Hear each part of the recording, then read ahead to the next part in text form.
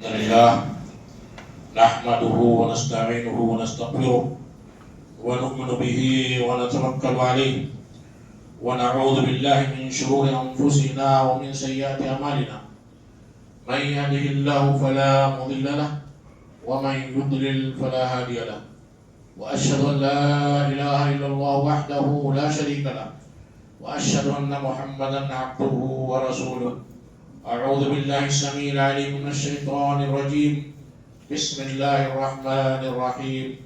يا أيها الذين آمنوا اتقوا الله حق تقاته ولا تموتن إلا وأنتم مسلمون. يا أيها الناس اتقوا ربكم الذي خلقكم من نفس واحدة وخلق منها زوجها وبث منهما رجالا كثيرا ونساء، واتقوا الله الذي تساءلون به والأرحام إن الله كان عليكم رقيبا. يا أيها الذين آمنوا اتقوا الله وقولوا قولا سديدا يصلح لكم أعمالكم ويغفر لكم ذنوبكم، ومن يطع الله ورسوله فقد فاز فوزا عظيما. أما بعد، فإن خير الحديث كتاب الله، وخير الهدي هدي محمد صلى الله عليه وسلم، وشر الأمور محدثاتها، وكل محدثة بدعة، وكل بدعة ضلالة، وكل ضلالة في النار. ہر قسم کی حمد و ثنا بزرگی و بڑائی عبادتوں کا مستحق صرف اور صرف اللہ تبارک و تعالیٰ ہے، جس کا کوئی شریک نہیں.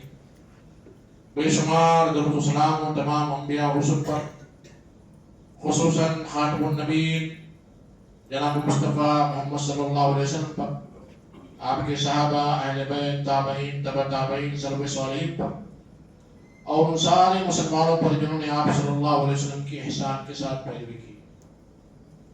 میرے بھائی بزرگوں، نوجوانوں، عزیز بچوں اور محترم خواتین، چونکہ محرم کے مہینے میں، اگرچہ کہ محرم کا مہینہ کل ختم ہو چکا ہے، صحابہ کرام کے تعلق سے بڑی گستاخیاں کی جاتی ہیں، اور ابھی ماضی قریب میں کچھ دنوں پہلے ایک بڑے عالم دین کا انتقال ہوا جو صحابہ کرام کی شان میں نعوذ باللہ ثم نعوذ باللہ گستاخی کیا کرتے تھے.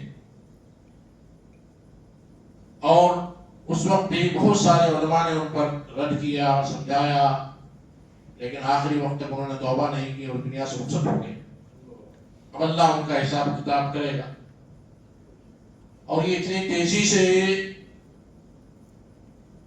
چیز پھیلی کہ بہت سے علماء بھی اس چیز میں ملوث ہو گئے کہ ہاں ایسا ہو سکتا ہے، یہ چیز ہوگی. تبھی تو تاریخ کی کتابوں میں لکھا ہوا ہے، اتنے بڑے عالم دین جو ماشاءاللہ اردو اتنی فاسٹ بولتے ہیں، عربی اتنی اچھی بولتے ہیں، مدینہ سے فارغ ہیں، ایک بڑے مدرسے کے ذمہ دار ہیں، ڈائریکٹر ہے، تو بات کچھ نہ کچھ تو صحیح ہوگی. عوام الناس اس غلط فہمی میں مبتلا ہو گئی کہ کہیں نہ کہیں کچھ گھوٹالا ہے، کہیں نہ کہیں کچھ کمیاں پائی جاتی ہیں، نعوذ باللہ.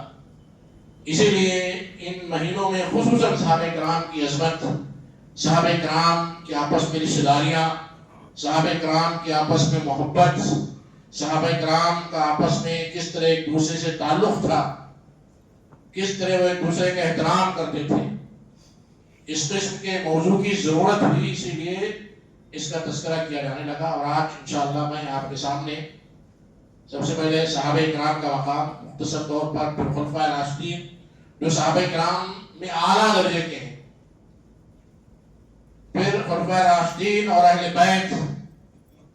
اہل بیت جو اللہ کے نبی کریم صلی اللہ علیہ وسلم کے خاندان والے ہیں، کون ہوتے ہیں، تفصیل سے میں آپ کے سامنے انشاءاللہ ذکر کروں گا. اللہ سے دعا ہے کہ اللہ تبارک و تعالیٰ مجھے کہنے اور عمل کرنے اور آپ کو سننے اور اس پر عمل کرنے کی توفیق دے. سب سے پہلی چیز صحابی اور صحابہ جو صحابی کی جمع ہے. کسی بھی انسان کے لیے سب سے بہترین لقب، سب سے بہترین ٹائٹل اگر کہا جائے نبی کے بعد، رسول کے بعد، تو صحابی ہونا ہے. نبی اور رسول کے بعد کسی کو صحابی کا لقب مل جائے، یہ سب سے گریٹ ٹائٹل ہے، سب سے بڑا ٹائٹل ہے. یہ میں نہیں کہہ رہا ہوں، قرآن مجید میں اللہ تبارک و تعالیٰ نے ان کے تعلق سے فرمایا رضی اللہ عنہم ورضوا عنہ، اللہ ان سے راضی ہو گئے اور اللہ سے راضی ہو گئے۔ اب یہ ٹائٹل کسے ملا؟ یہ ٹائٹل انہیں ملا جنہوں نے اللہ کے نبی کریم صلی اللہ علیہ وسلم کو ایمان کی حالت میں دیکھا، ملاقات کی۔ دیکھا اگر آنکھ ہے، ملاقات کی اگر نابینا، جیسے عبداللہ ابن مکتوم رضی اللہ تعالیٰ عنہ کے بڑے دلیل القلب صاحب انگریز، اللہ کے نبی کریم صلی اللہ علیہ وسلم نے ایک مرتبہ انہیں اگنور کیا، ایک مرتبہ اگنور کر دی، انڈے صحابی ہیں اور میرے سامنے وی آئی پیز بیٹھے ہوئے، ان کو دعوت دے رہے تھے، قریش کے بڑے بڑے وی آئی پیز تھے، ان کو اللہ کے نبی کریم صلی اللہ علیہ وسلم اسلام کی دعوت دے رہے تھے، عبداللہ ابن مکتوم آئے اور آپ نے ان کو اگنور کر دیا۔ آیت نازل ہوئی عبس وتولی ان جاءہ الاعمى، آپ ایک اندھا آپ کے پاس آتا ہے تو آپ اسے اگنور کرتے ہیں۔ آپ صلی اللہ علیہ وسلم کو تنبیہ کی گئی، جسے بڑے جلو کل صحابی، وہ صحابی تو صحابی جنہوں نے اللہ کے نبی کریم صلی اللہ علیہ وسلم ملاقات کی، آپ کو دیکھا ایمان کی حالت میں، اور اس پر ان کی وفات ہو گئی، انہیں یہ ٹائٹل مل گیا۔ اور قرآن مجید میں بے شمار جگہوں میں اللہ نے ان کے بارے میں کہا کہ رضی اللہ عنہم ورضوا عنہ، اللہ ان سے راضی ہو گیا اور اللہ سے راضی ہو گئے۔ غزوہ بدر میں کتنے صحابہ شریک ہوئے، سب کو اللہ نے کہا جاؤ، میں نے سب کو معاف کر دیا، اعملوا ما شئتم، اب جاؤ جو کرنا ہے کرو۔ ہم آپ ہوتے نماز چھوڑ دیتے، اللہ نے بول دیا نا مغفرت ہوگی، اعملوا ما شئتم، یہ الفاظ ہیں، اب تمہیں جو سمجھنا ہے کرو۔ اتنا بڑا مقام صحابہ کرام کا، یہ صحابہ۔ دوسرا درجہ اہل بیت، جو اللہ کے نبی کریم صلی اللہ علیہ وسلم کے خاندان والے ہیں۔ قرآن مجید میں اللہ تبارک و تعالیٰ فرماتا ہے انما یرید اللہ لیذھب عنکم الرجس اہل البیت ویطہرکم تطہیرا۔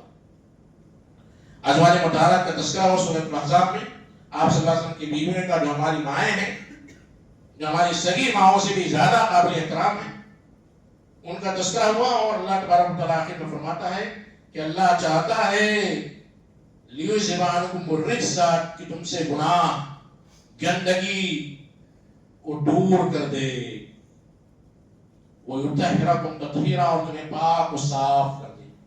یہ تذکرہ آیا امہات المومنین کے ذکر کے بعد، لہذا مفسرین کہتے ہیں کہ اہل بیت میں سب سے پہلا مقام امہات المومنین، جو اللہ کے نبی کریم صلی اللہ علیہ وسلم کی بیویاں ہیں اور ہماری مائیں۔ ویسے بھی ان جنرل ہم اہل بیت جب کہتے ہیں، اہل عیال کہتے ہیں، تو سب سے پہلا تصور آتا ہے بیوی کا، اس کے بعد بچوں کا تصور آتا ہے، آپ کے جو بچے ہیں یا بچی ہے۔ تو اہل بیت میں سب سے پہلے نمبر پر ازواج مطہرات آتی ہیں۔ اس لیے کہہ رہا ہوں کہ شیعوں کے یہاں اہل بیت میں ازواج مطہرات نہیں ہیں، نعوذ باللہ ثم نعوذ باللہ، ازواج مطہرات کافر ہو چکی تھی، جبکہ قرآن کے مطابق اہل بیت میں سب سے نمبر 1 اگر لسٹ بنائی جائے تو بیویاں ہیں۔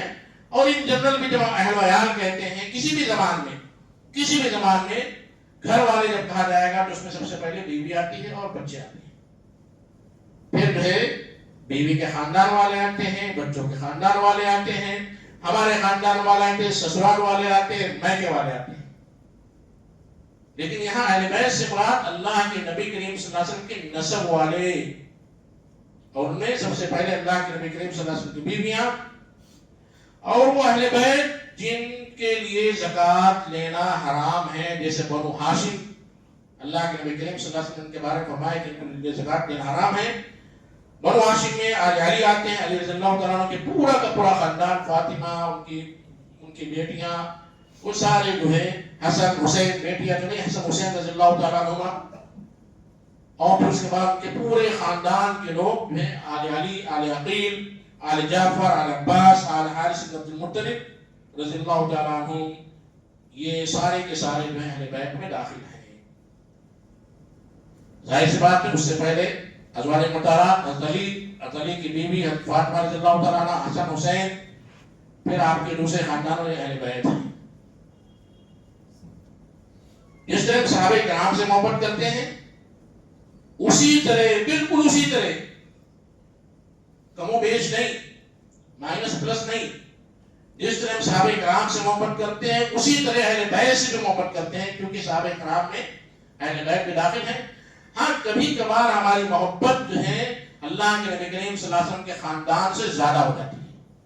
اس لیے ہمارے معاشرے میں دیکھیں گے حسن، حسین، علی، بہت سارے نام ہیں، لیکن ابو بکر، عمر، عثمان نام یہ کم پائے جاتے ہیں. انسانی فطرت ہوتی ہے جو حرام نہیں ہے. اللہ کے نبی کریم صلی اللہ علیہ وسلم سے محبت تو آپ کے گھر والوں سے محبت. گھر والوں میں فاطمہ رضی اللہ تعالیٰ عنہ جو آپ کی سب سے زیادہ محبوب تھی، بیوی میں عائشہ رضی اللہ تعالیٰ عنہ تھی. لیکن انسان فطری طور پر، کیونکہ اللہ کے نبی کریم صلی اللہ علیہ وسلم کے خاندان میں حسن حسین تھے اور وہ واقعہ کربلا ہوا، بڑا دردناک واقعہ ہوا، تو ان سے تھوڑی محبت زیادہ ہوگی، جو ایمان کے منافی نہیں ہے. لیکن اگر اس محبت کے آڑ میں دیگر صحابہ کرام کی دشمنی چھپی ہو تو حرام ہے.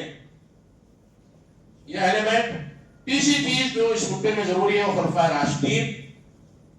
جو 4 خلفائے راشدین ہیں جن کے بارے میں اللہ کے نبی کریم صلی اللہ علیہ وسلم فرمایا علیکم بسنتی وسنت الخلفاء الراشدین المہدیین عضوا علیہا بالانامل. میری سنت کو لازم پکڑو، خلفائے راشدین کی سنت کو لازم پکڑو، دانت سے اسے دبا کر رکھو. کوئی چیز دانت سے دبائی جاتی تاکہ بھاگے نہ، چھوٹ نہ جائے، تو اس طرح خلفائے راشدین کی سنت کو بھی لازم پکڑو. خلفائے راشدین میں سب سے پہلے حضرت ابوبکر رضی اللہ تعالیٰ عنہ ہے، جس کے بارے میں امت کا اجماع ہے کہ نبیوں اور رسولوں کے بعد سب سے افضل ترین انسان اس دنیا میں ابوبکر رضی اللہ تعالیٰ عنہ ہے.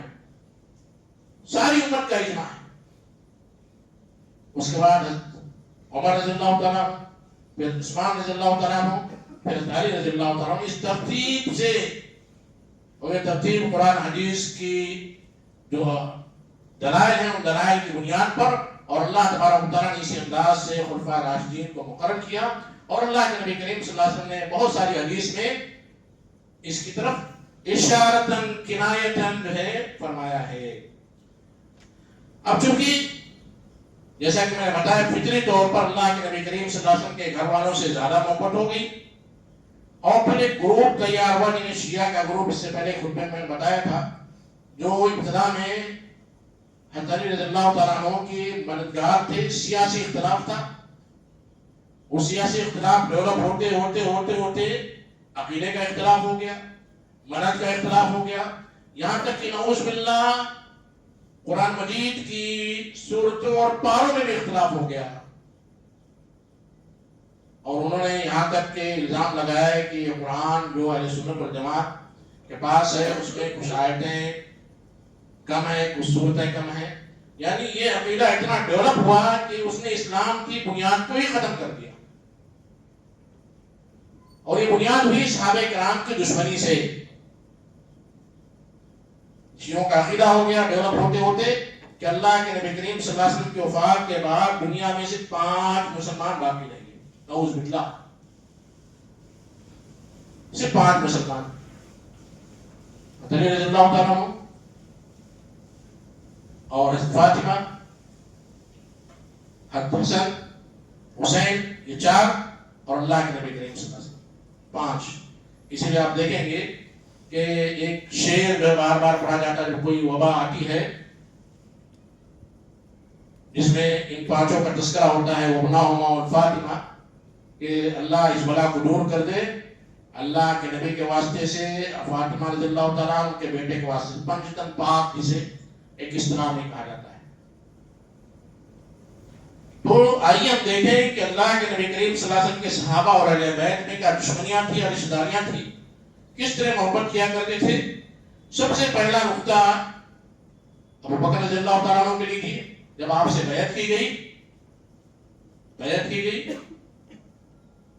اور سارے صحابہ کرام نے بیعت کر لی.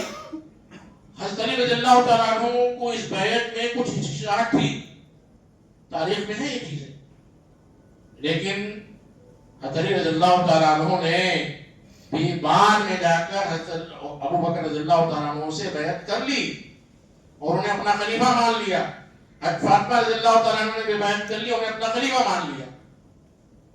پھر حضرت ابو بکر رضی اللہ تعالیٰ عنہ کی جو گورننس باڈی تھی اس میں حضرت علی رضی اللہ تعالیٰ عنہ بھی موجود تھے، ان کا نام بھی شامل تھا، ان کا نام بھی شامل تھا.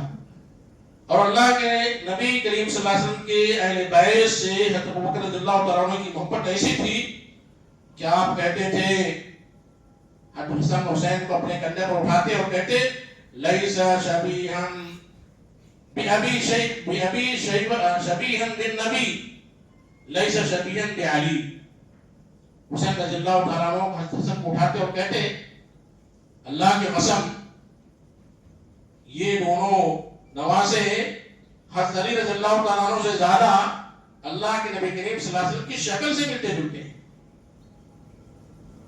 اور کہتے ہیں کہ میں تم تب سب لوگوں کے اس بات کا حکم دیتا ہوں کہ اہل بیت کی عزت کرو، اللہ سے ڈرو ان کے بارے میں. اذکرکم اللہ. پھر یہی ابو بکر رضی اللہ تعالیٰ عنہ ہے جو فاطمہ رضی اللہ تعالیٰ عنہ کے لیے بیت المال سے وظیفہ جاری کرتے ہیں.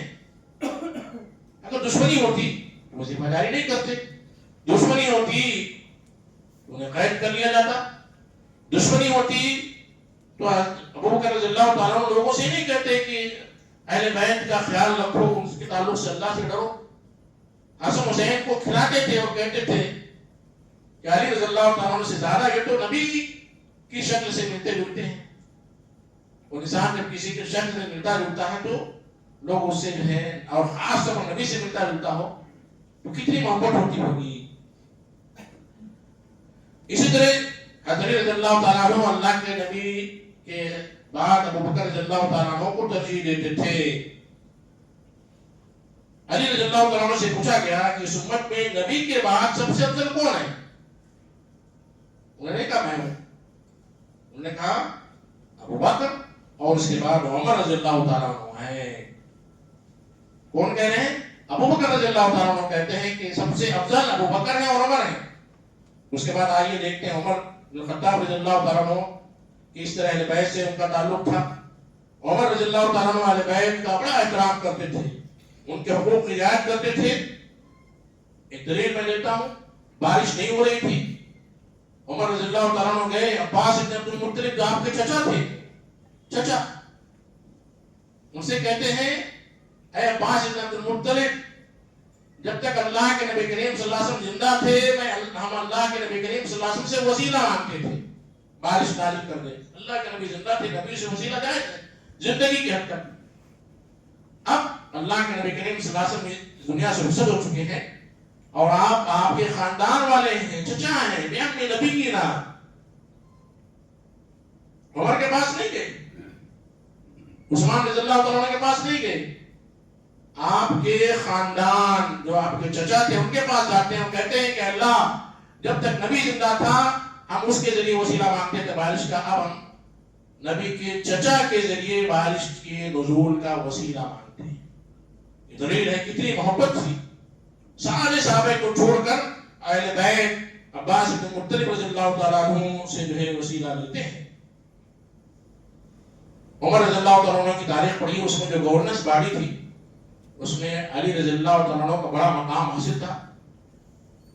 ہم لوگ جو ہے بچپن میں جب نحو کی کتابیں پڑھتے تھے، گرامر، عربی گرامر، تو اس میں یہ مثال دی جاتی لولا علی لہلک عمر.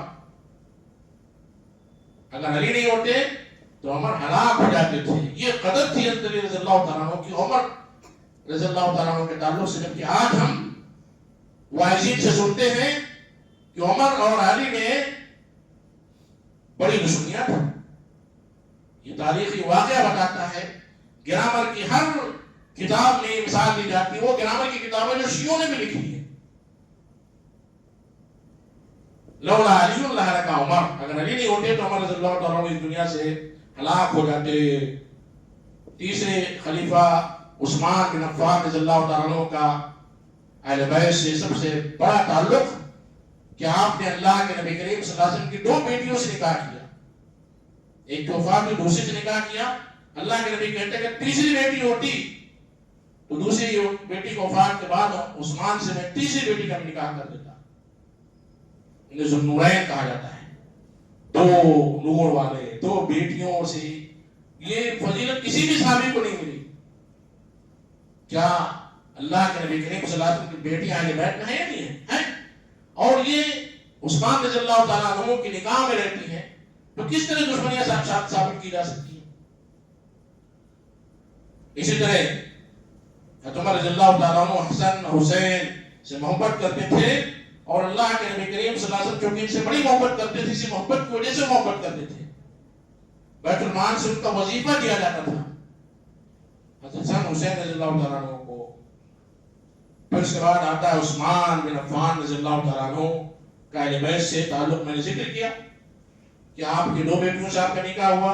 اللہ کے نبی کریم صلی اللہ علیہ وسلم نے فرمایا تیسری بیٹی تو تم سے نکاح کر لیتا.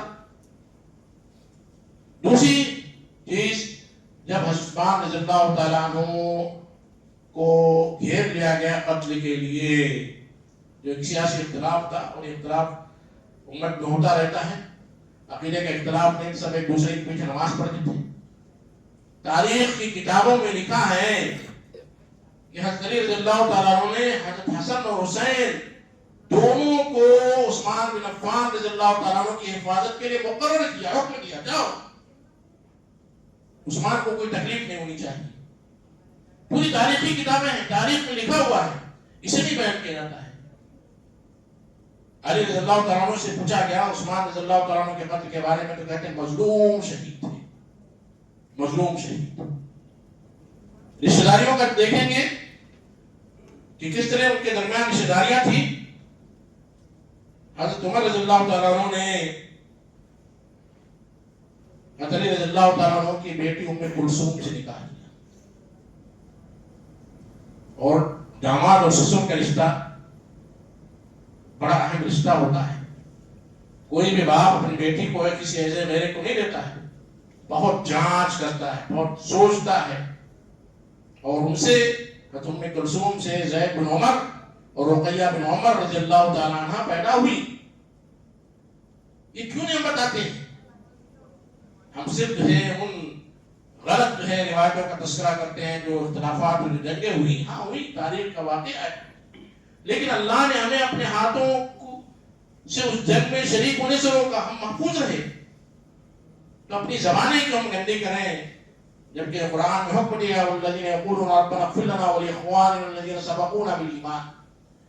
ہم سے پہلے جو لوگ گزر چکے ہیں ان کے بارے میں ہمارا نظریہ یہ ہے کہ ہم کہیں گے اللہ ہم سے پہلے جو ایمان لا چکے ہیں ان سب کو بخش دے، دریا دلی سب کو بخش دے اللہ. ان کے اختلافات کا ہم تذکرہ نہیں کریں گے. ہاں ہوا سیاسی اختلافات تھے، عقیدے کا اختلاف نہیں تھا. عقیدے کا اختلاف یہ سن 61 ہجری میں کربلا کے واقعات کے بعد، اور عبداللہ بن سبا جو یہودی تھا مسلمانوں کے بھیس میں، اس کے دور میں یہ اختلاف جو ہے شروع ہوا اور عقیدے کا اختلاف ہوا.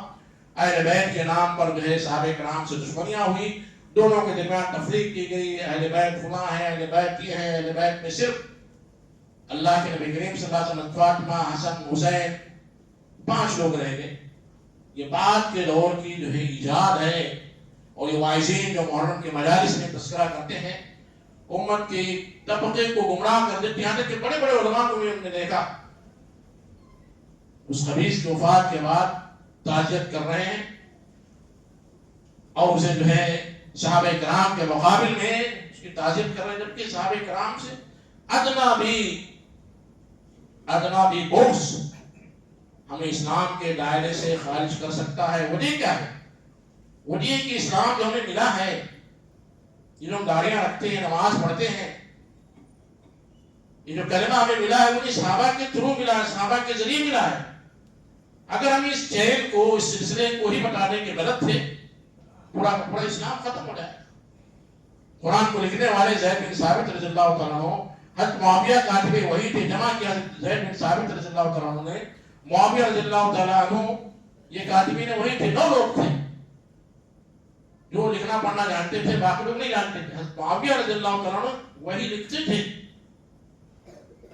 اور یہ خبیث کہتا ہے کہ معاویہ اس امت کے فرعون تھے، نعوذ باللہ. اب اس کے ذریعے کیا ہوتا ہے؟ اگر وہ اس امت کے فرعون تھے تو قرآن میں بھی تبدیلی کر دی ہوگی، قرآن پورا کا پورا جو ہے اس کا سلسلہ جو ہے متہم ہو جاتا ہے کہ صحیح ہے کہ غلط ہے. ابو ہریرہ رضی اللہ تعالیٰ عنہ کے بارے میں زبان درازی کرتے ہیں کیونکہ ابو ہریرہ رضی اللہ تعالیٰ سب سے زیادہ روایت کرتے ہیں. پورا کا پورا اسلام اس طرح ختم ہو جاتا ہے. اسی لیے اللہ تبارک و تعالیٰ نے صحابہ کرام کے بارے میں قرآن مجید نے کئی مقامات پہ اس کا تذکرہ کیا. رضی اللہ عنہم ورضوا. ہاں ان سے غلطیاں ہوئی، انسان ہونے کے ناطے، بشر ہونے کے ناطے ان سے گناہ ہوئے، لیکن اللہ نے انہیں معاف کر دیا. توبہ بھی کی صحابہ کرام نے، اللہ نے انہیں معاف کر دیا. ان کے درمیان تفریق تھی. عشر مبشرہ تھے، بدری صحابہ تھے، سابقون اولون تھے، مہاجرین تھے، انصار تھے. تفریق تھی، لیکن سارے کے سارے اشارت میں کہ اللہ نے ان کو معاف کر دیا. سب کے سب شامل ہیں، کوئی تفریق نہیں ہے. میں اللہ سے دعا کرتا ہوں کہ اللہ تبارک و تعالیٰ ہمیں دین کی صحیح سمجھ عطا فرما، ہمیں صحابہ کرام سے بغض رکھنے والوں سے بغض پیدا کر دے. صحابہ کرام کی محبت، اسلام کی محبت دونوں ایک ہی چیز ہے. اگر ہم اسلام سے محبت اور صحابہ کرام سے محبت ہوگی، صحابہ کرام سے محبت نہیں تو ہمارا پورا پورا اسلام جو ہے ڈھیلا ہو جاتا ہے، اس کی کوئی اتھینٹسٹی نہیں رہتی ہے. لہذا اس موضوع کو سمجھیے، پڑھیے، جائزہ لیجیے. اللہ تبارک و تعالیٰ ہمارے ایمان کو محفوظ رکھے. آمین. اقول قولی هذا واستغفر الله لي ولكم ولسائر المسلمين من كل ذنب فاستغفروه انه هو الغفور الرحيم.